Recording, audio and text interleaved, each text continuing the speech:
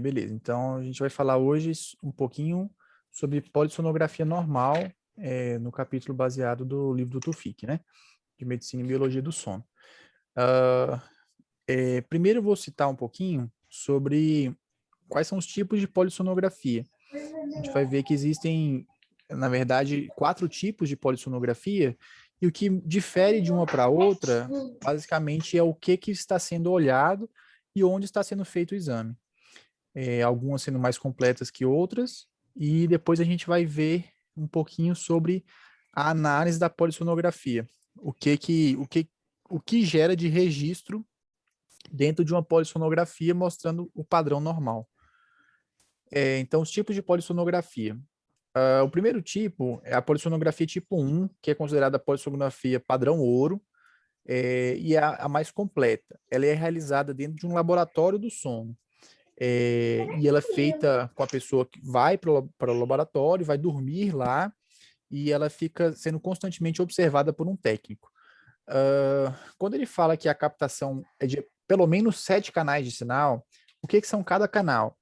Cada canal é uma variável que está sendo avaliada. Por exemplo, o fluxo aéreo é uma variável, a movimentação torácica é outra variável, a movimentação abdominal é outra, a saturação é outra, a frequência cardíaca é outra, o movimento dos olhos é outra. Os canais do encefalograma, geralmente são 3, 4 canais, são mais outros canais de sinal. A eletromiografia, que geralmente é feita na região submentoniana, é outro canal. A eletromiografia das pernas também é outro canal. Então, você percebe que a polissonografia tipo 1 é quando o paciente fica com aquele tanto de fios mesmo, né? Colados pelo corpo, porque cada um daquele ali é um eletrodo que vai captar uma informação que a gente vai ver mais ou menos daqui a pouquinho. Então, a polissonografia tipo 1 é a que tem o maior número de registros e é feita dentro do laboratório do sono. O que difere da polissonografia tipo 1 para a polissonografia tipo 2 é o local e a observação. A polissonografia tipo 2 ela também é uma polissonografia domiciliar, só que ela tem tantos canais quanto a polissonografia tipo 1, mas o paciente não fica sendo observado por um técnico. Então, ela é uma polissonografia bastante completa também, é, só que podem acontecer erros mais facilmente. Por exemplo, se um eletrodo deslocar, não vai ter ali uma pessoa para reajustar aquilo ali, porque não tem um técnico vendo ali como estão sendo feitos aqueles registros, né? Então, o que difere dessas duas é mais ou menos isso. A gente vai passar agora para a polissonografia tipo 3 e 4. Embora eles tenham esse nome de polissonografia, a tipo 3 e tipo 4 elas são exames um pouco mais simples, que teoricamente não deveriam se chamar polissonografia, porque você não tem uma coisa fundamental, que é o eletroencefalograma. Então, você não tem como afirmar em qual estágio do sono o paciente se encontra. Por isso que alguns colocam como polissonografia cardiorrespiratória ou apenas poligrafia cardiorrespiratória, porque ele tem um número de canais reduzidos, são geralmente 4 a 7, que avaliam principalmente fluxo aéreo nasal, frequência cardíaca, saturação, movimento torácico e movimento abdominal. Então, ele não faz o eletroencefalograma. Então, você não consegue saber se o paciente está tendo microdespertares, se o paciente está tendo, em qual estágio do sono que ele se encontra, como está o sono REM, o período de latência para o sono. Na verdade, o paciente vai dormir e você vai fazer, basicamente, a avaliação cardiorrespiratória. Então, é muito indicada para os pacientes com SALS.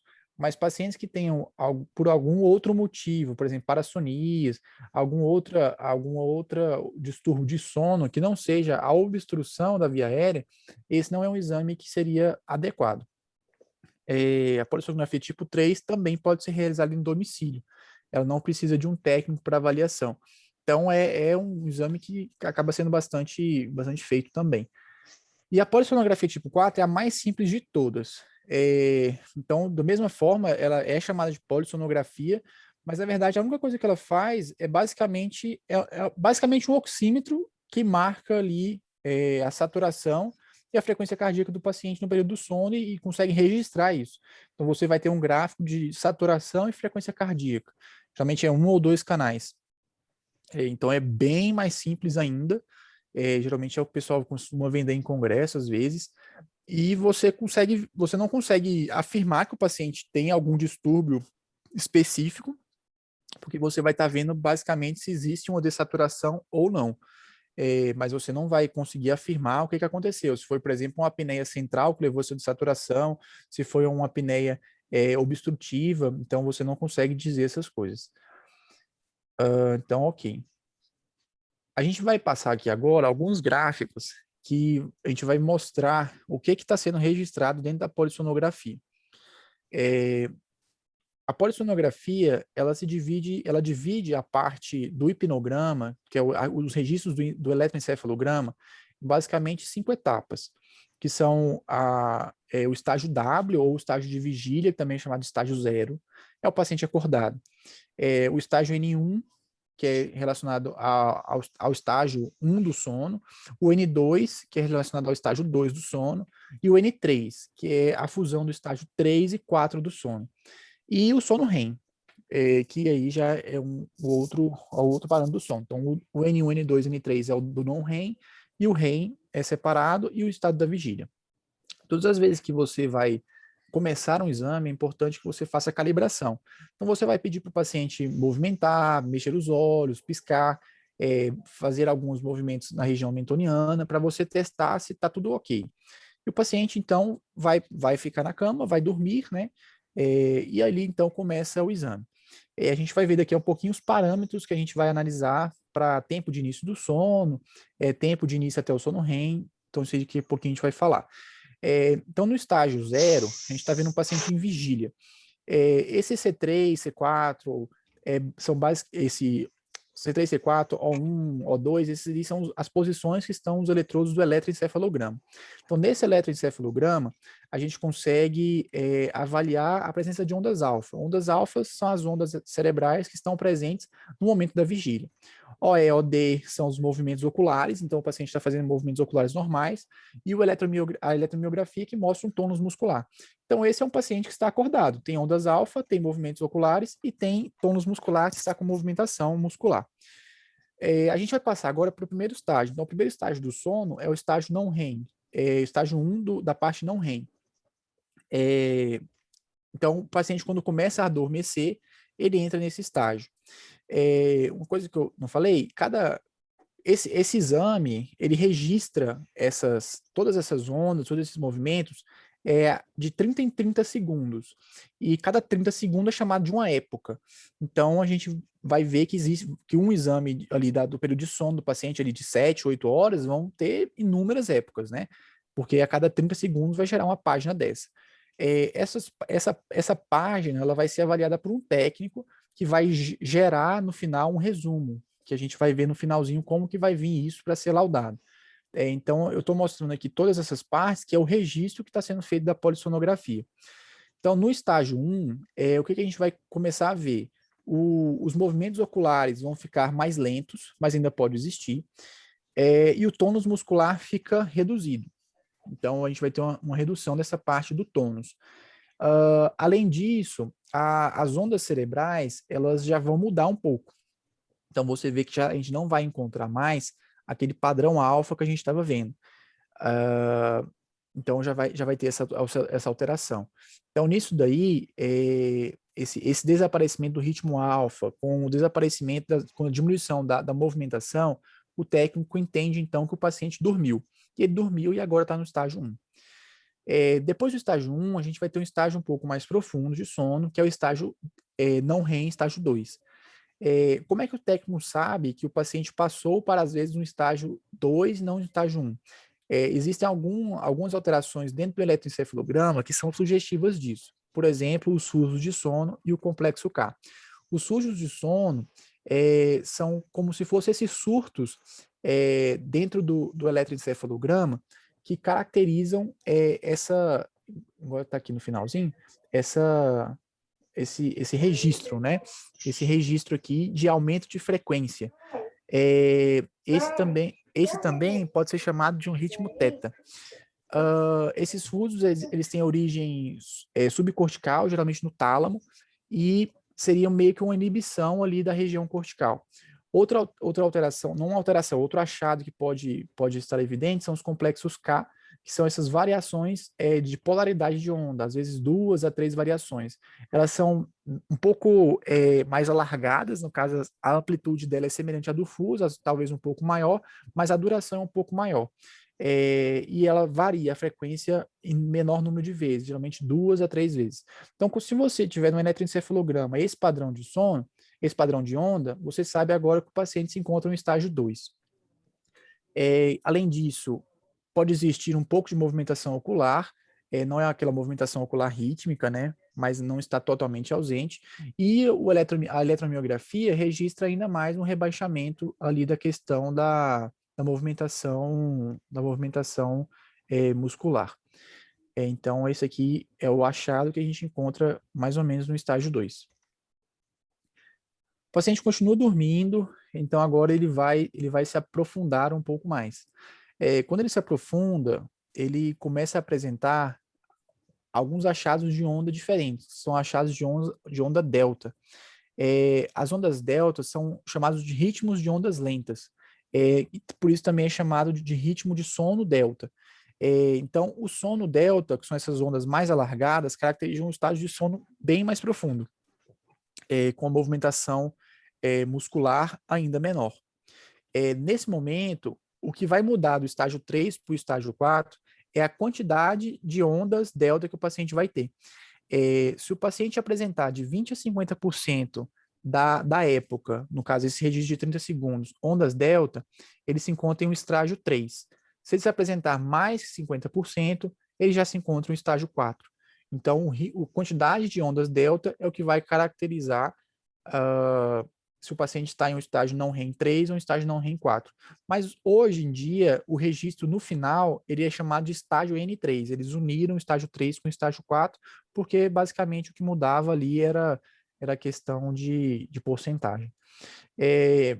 Aí aqui já é o estágio 4, você vê que o número de épocas já está bem mais, dentro de uma época, o número de ondas delta já está bem mais aumentado, tem mais de 50%, e existe uma diminuição ali de tônus muscular, e já não temos ali movimentação ocular alguma. Então, o paciente se encontra em um estágio de sono ainda mais profundo. Aí, igual eu falei, atualmente, esse estágio não REM 3 e 4, ele foi unido em estágio N3. Agora a gente vai passar para o estágio REM. Então, o estágio REM ele é um outro estágio de sono que se caracteriza pelo movimento rápido dos olhos e um padrão eletroencefalograma de maior atividade cerebral. Muitas das vezes, esse padrão era confundido com estágio com ondas do tipo alfa, porque existia uma frequência muito maior. E essa frequência maior era semelhante a quando o paciente se encontrava acordado. Alguns marcos que você encontra no sono REM são essas ondas em dente de serra. Esse padrão também é característico do estágio REM. Além disso, o paciente praticamente fica em hipotonia ou atonia muscular, então a movimentação muscular fica bem diminuída, e o movimento rápido dos olhos, né? Então vai ocorrer essa movimentação dos olhos ali de modo muitas vezes rítmico. Então, aí o técnico vai saber que ele está em um estágio REM e vai fazer esse registro para a gente no final ali de um resumo, que é o quadro que a gente vê para laudar. Então, a gente passou vendo quais são os estágios de sono, desde a vigília, o estágio N1, N2, N3, que é a junção do 3 e do 4, e o estágio REM. Quando você vê isso, o técnico vai estar avaliando não somente a parte do eletroencefalograma, que é esse C3A1, C4A2, que é basicamente a posição que estão os eletrodos do eletroencefalograma, mas também vendo a movimentação ocular. Por quê? Digamos que, por exemplo, o paciente movimentou os olhos.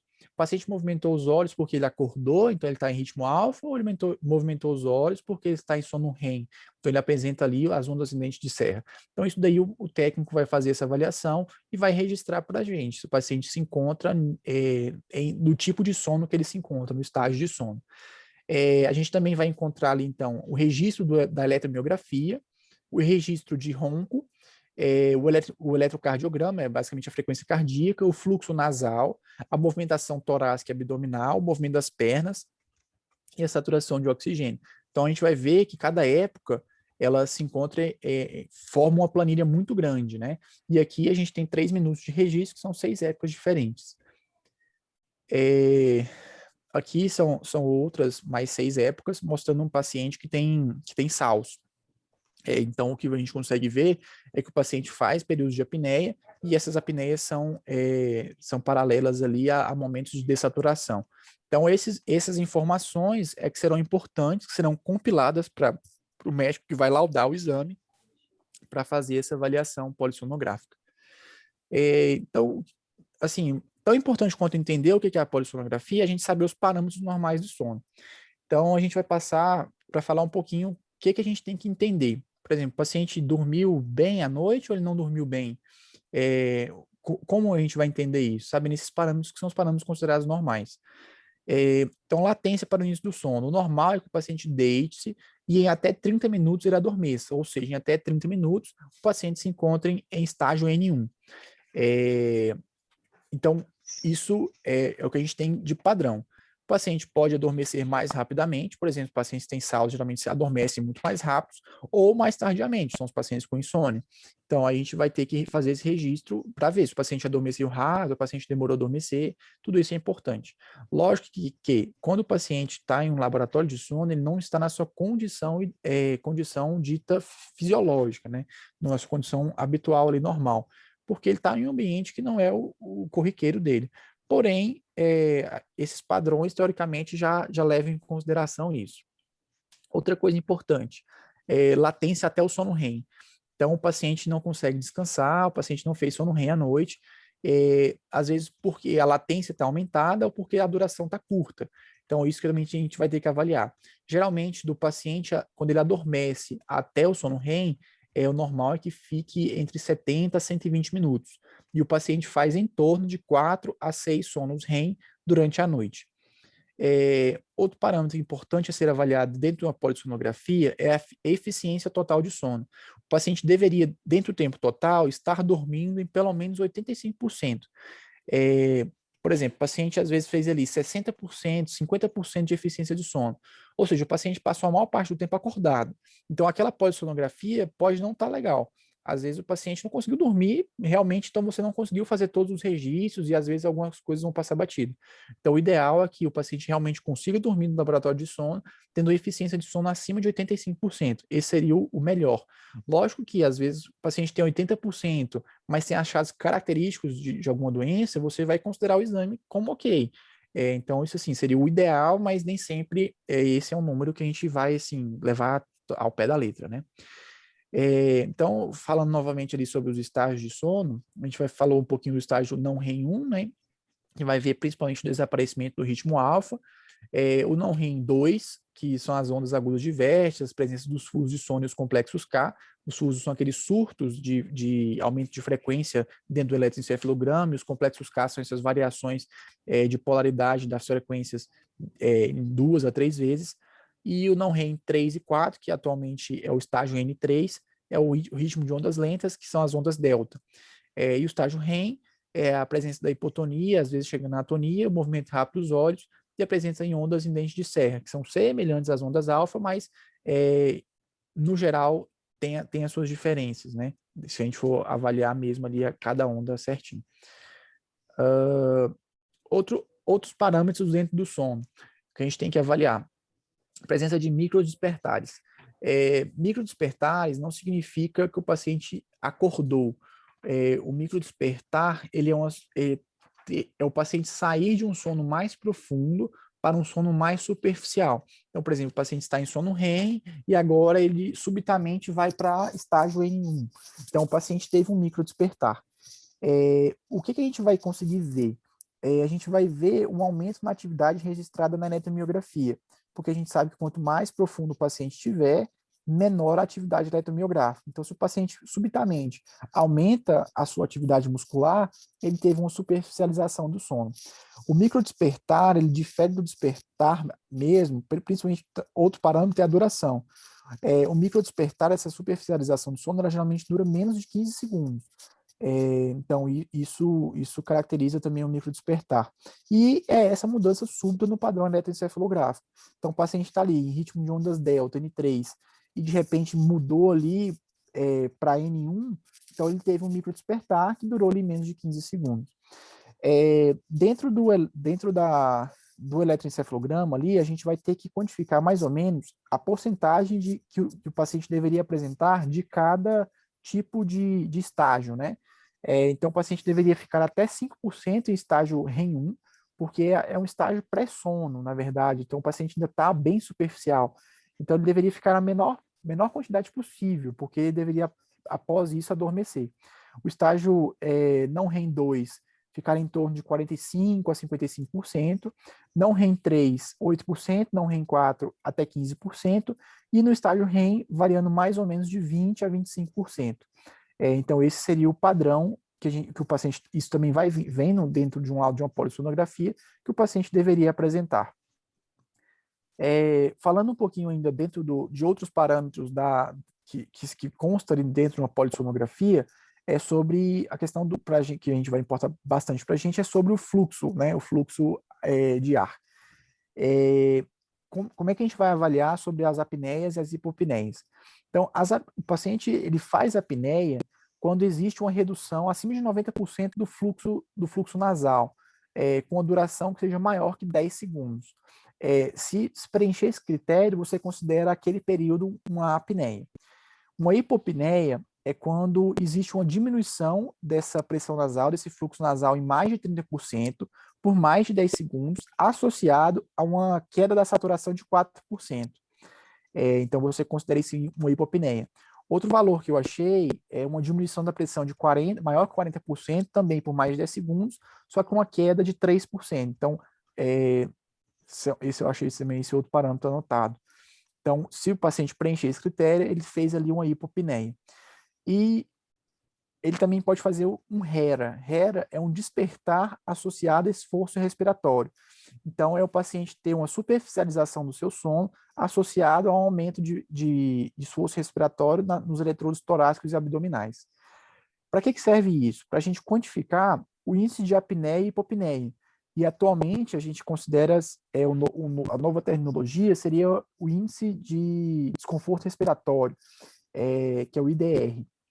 O que muda? O índice de apneia e hipopneia leva em consideração apenas as apneias e as hipopneias. E os IDRs levam em consideração as apneias, as hipopneias e a quantidade de HERA. Atualmente, ainda assim, os valores são iguais para o IAH e para o IDR, que até de 5 a 15 o paciente teria estaria em estágio leve, de 15 a 30 moderado e acima de 30 acentuado. Então, o que muda do IAH para o IDR é a presença do HERA ou não. E esses são os valores que a gente tem para saber se o paciente fez apneia ou hipopneia. Então, para fechar aqui um pouquinho da polissono, o que a gente vai ver é um resumo semelhante a esse daqui. Então, esse resumo final, ele codifica todos os registros das épocas, que foram feitos de 30 em 30 segundos. Então, o técnico leu todas essas épocas de uma noite inteira e foi marcando. Esse paciente nesse momento estava em vigília, que é o estágio W. Não, o paciente nesse momento estava em estágio REM, estágio N1, N2, N3. E ele vai colocar isso num programa, num software, vai fazer esse registro e vai gerar esse gráfico. Esse gráfico é chamado de hipnograma. Então, a gente consegue ver que existem essas variações. Por exemplo, se esse primeiro tracinho aqui no W tivesse bem prolongado, sugeriria que o paciente tem uma dificuldade para dormir. Então, ele tem aquele normal até 30 minutos, estaria alargado. Então, a gente vai ver que o paciente pode estar tendo um insônia inicial ali. A mudança do estágio REM para o estágio N2, N1, pode sugerir, então, ali um microdespertar, que a gente vai ter que ver se está associado a alguma apneia, alguma hipopneia. Outros parâmetros que a gente vai estar avaliando aqui são as posições que o paciente está na cama, as saturações ou não, e os movimentos, a frequência cardíaca, que geralmente aumenta, né, em questão das apneias, associada ali ao estágio que o paciente se encontra. Então, basicamente, no final, a gente vai encontrar esse gráfico. E esses são os parâmetros normais de uma polissonografia dentro do esperado. Doutora Adra, agora a senhora pode comentar aí com a gente. Tá. Vamos lá. Tem alguns detalhezinhos, talvez sejam coisas assim muito simples, mas eu acho que vale a pena a gente pontuar. Então, por exemplo, volta naquele slide que tem as fases do sono. N1, N2. Isso, deixa aí. Os microdespertares, né? É interessante a gente lembrar que a duração é de 3 a 15 segundos e que num laudo normal deve ser menor do que 10 por hora, tá? É um dos critérios que levam a gente a pensar numa fragmentação do sono. Então, quanto mais alto o microdespertar, mais o sono é fragmentado e mais o paciente vai se queixar de hipersonolência no outro dia. Então, é uma coisa que vale a pena a gente se atentar. Outra coisa também hoje em dia, a gente fundiu o não REM, aqui a frase 3, 4, né? Então, chama sono de ondas lentas. Então, somando tudo. E aí o valor fica até 15%. Mesmo eles não se somaram, 8 mais 15. Ficou sono de ondas lentas até 15. É a fase 3 e 4 hoje em dia. Eu acho que eles, se for questão de prova, alguma coisa assim, eu acho que não deve cair mais 4. A gente não está mais usando. Talvez o livro não esteja atualizado, né? Passa o próximo também para mostrar outra coisa. Aliás, volta um pouquinho, Lucas. Desculpa. O antes desse. Mais um. Isso. Nesses estágios aqui do sono, o que eu acho que é interessante a gente ter em mente? Esse quadrinho que você pôs é bem importante, né?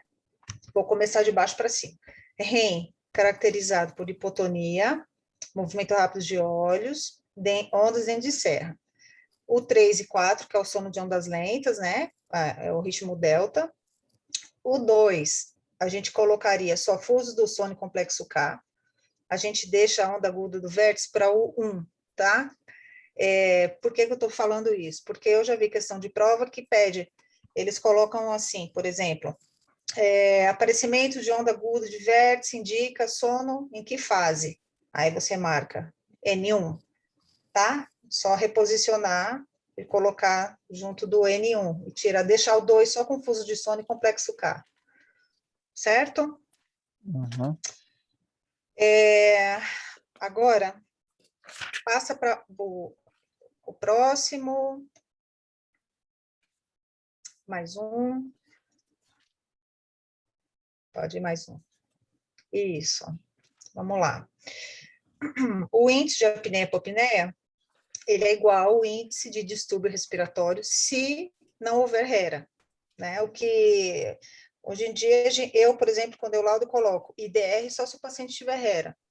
Se ele não tiver, eu coloco o índice de apneia e apneia mesmo, porque o IDR é a somatória dos três, né?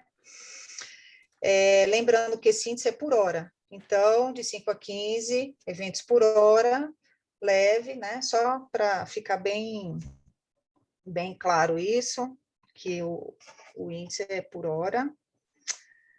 Deixa eu ver se eu anotei mais alguma coisa aqui. Outra coisa também interessante, que é importante a gente saber, em relação à predominância, né, das fases na noite de sono. Então, quando o paciente está em N1, N2, ele ainda não está exatamente descansando, né? Ele precisa de sono profundo, que é o N3 e o REM. O N3, ele predomina na primeira metade da noite, e o REM predomina na segunda metade da noite. Coloca a foto do hipnograma. Pode passar mais uma. Isso. O hipnograma, passa aí mais um. Eu acho que tem outro hipnograma também, não tem?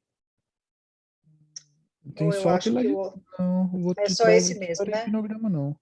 Não, vai aquele mesmo. Isso. Então, assim, a gente habitualmente tem de 4 a 6 ciclos de sono REM por noite. Pode até ter um perdido no primeira metade, que, como eu falei, o N3 é mais comum, mas a ocorrência de sono REM vem mais na segunda metade. Então, por exemplo, esse hipnograma, a gente está vendo que ele tem um sono REM perto de 1 hora da manhã, Aí depois disso, umas 2, ele teve outro, 5, ele teve outro, 6, ele teve outro. Então, também pode ser uma questão de prova. A partir da segunda metade da noite, é mais comum sono REM. Primeira metade, sono de ondas lentas, que é o N3. Inclusive, esse paciente parece que não teve. Teve um pouquinho antes das 23 horas, um pouquinho meia-noite, né? Esse aqui não está muito legal de ver. Mas o sono REM dá para a gente ver, que são essas linhas grossas vermelhas, né? Deixa eu ver se eu anotei alguma coisa aqui mais. Bom, eu acho que é basicamente isso. Passa o próximo, deixa eu ver se tem mais alguma Não, aí não observação tem. aqui. Não, né? Outra coisa também que é interessante a gente saber a respeito da polissono, o principal, eu acho assim, é a gente saber indicar o exame, né?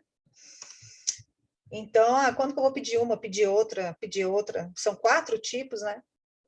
Então, assim, a polissonografia tipo 1, como você falou, é a completa, feita em laboratório, com técnico, é o padrão ouro.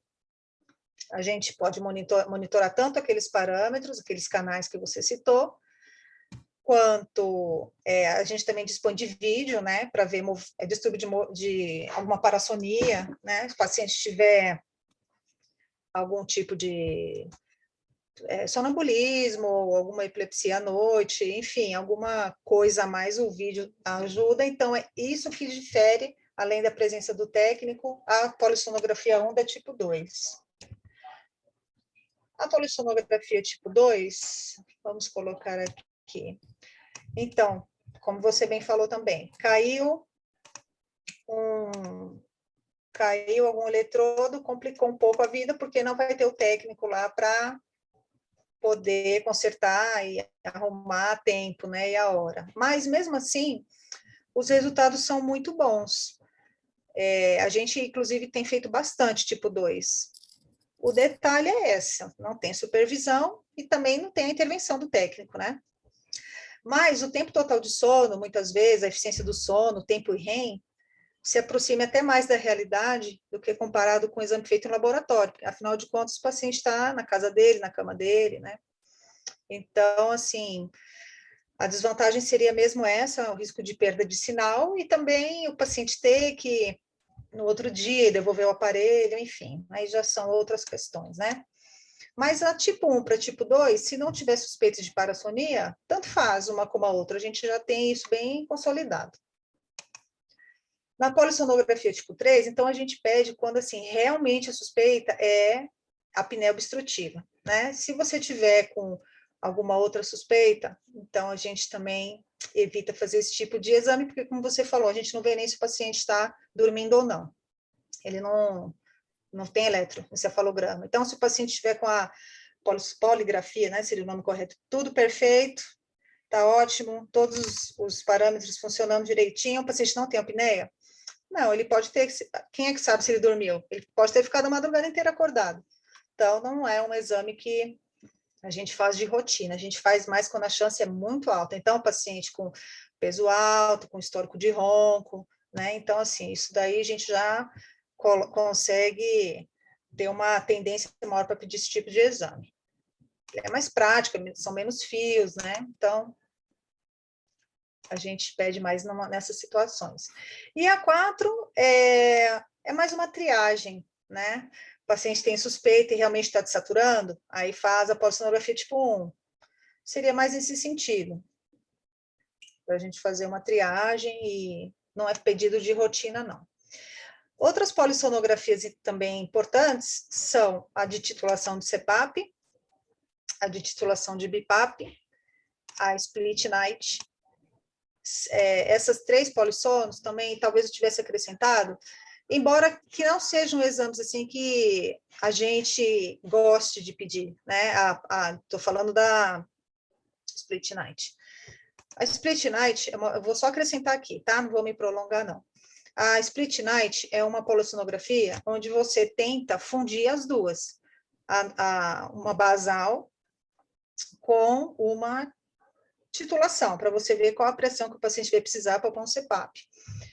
Só que, assim, o sono ele tem características diferentes ao longo da noite. Como eu acabei de falar, a primeira metade N3, segunda metade é REM. Então, o paciente está lá dormindo, quando ele embalou no sono, o técnico vai lá, tem que acordar para pôr o CPAP e continuar fazendo a titulação. Então, muitas vezes chega no fim do exame, que é o começo da manhã, e o paciente ainda está em plena titulação, muitas vezes não dá tempo. Então, o certo é você fazer o tipo 1, viu direitinho, tem apneia, qual é o índice de apneia, agora sim, vamos titular. Qual que é a desvantagem? Realmente o paciente vai ter que fazer 2 exames, né? Mas é mais fidedigno o resultado de um exame dessa forma. Enquanto a split night, não. Pode não dar tempo titular, o paciente ele tem que dormir obrigatoriamente pelo menos 5 horas. Então, assim, se o paciente não dormiu na primeira metade, já não deu certo o exame, não tem como, né? Se ele dormir pouco tempo durante a titulação, se ele dormir menos de 3 horas, também não dá tempo de titular, tem que repetir. Então, assim, é um exame que a gente faz de exceção. O paciente não tem condição financeira de pagar 2 exames, o paciente mora fora e veio aqui só para fazer isso. E as titulações, que vocês já devem ter visto em algum momento no ambulatório, para a gente justamente ver qual é a prescrição mínima para o paciente abolir os eventos respiratórios, que sejam ronco, apneia e hipopneia, né? O ronco também entra nessa, né? Então, enquanto estiver roncando, a gente também vai titulando a pressão, vai aumentando gradualmente, de 1 em 1 centímetro, começando no 4, e vai subindo, aguarda 5 minutos, vê se precisa subir, para ir explorando aí qual que é a pressão que vai abolir os eventos respiratórios do paciente. O paciente ficou com a pressão muito alta, passou de 15, continua tendo evento respiratório, aí ele é um candidato a titular o BIPAP, né? Que aí ele tem uma pressão em 2 níveis, mais alta na inspiração, mais baixa na expiração, para o paciente poder tolerar o aparelho, né? Jogando a pressão para abrir a via aérea. Então, basicamente, sim, eu acrescentaria só esses 2 exames, aliás, esses 2 slides, que é falando um pouquinho do split night, e do CPAP/BIPAP. E esses pequenos detalhes aqui, para a gente poder, numa prova, ou mesmo para a vida, né, para o dia a dia, a gente saber o que a gente está pedindo e o que pedir, qual exame saber indicar e saber interpretar também. É basicamente isso. Se alguém tiver alguma pergunta, se eu souber responder. Ótimo, acho que vai ser bom também na próxima aula, quando a gente vai ver os exemplos de polissonografia, a gente vai conseguindo aprender também vendo os próprios exames, né? Aí a gente faz um modelo de caso clínico, né? A gente Sim, põe sim. lá um caso clínico direitinho, põe a polissono até do paciente que tenha só ronco primário, para a gente ver a polissono normal, depois a gente põe um caso de apneia severa. Eu até lá na clínica pedi para as meninas separarem um caso de HERA, mas não tem. Desde que a gente começou aqui as nossas aulas, eu já pedi para a técnica lá se aparecesse algum HERA para ela separar, mas não está tendo. Se aparecer daqui para lá, ok. Senão a gente fica vendo caso de apneia, que é 90% mesmo que aparece ou mais. E vai consolidando devagarzinho. Então, a gente tem algumas aulas de laudo, a gente tem algumas aulas de caso clínico, a gente vai ter questão de prova. Então, eu acho que vai dar para a gente poder chegar no fim e ter uma noção, né, do que a gente está estudando. Alguém quer perguntar alguma coisa?